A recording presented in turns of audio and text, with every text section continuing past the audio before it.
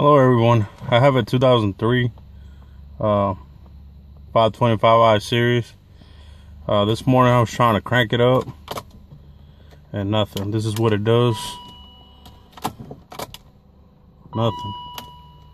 I also heard that there's a relay that causes that, which I already went and checked, which I'm going to show you in a minute.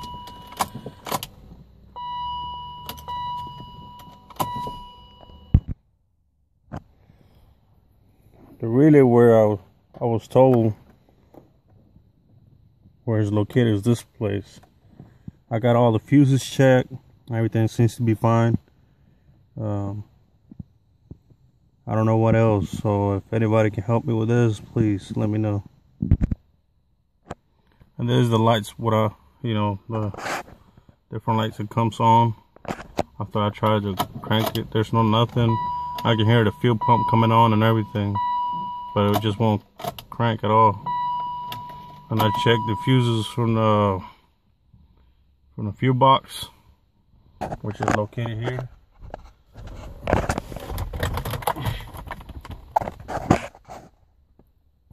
I already checked all of them, but they all seem to be fine also.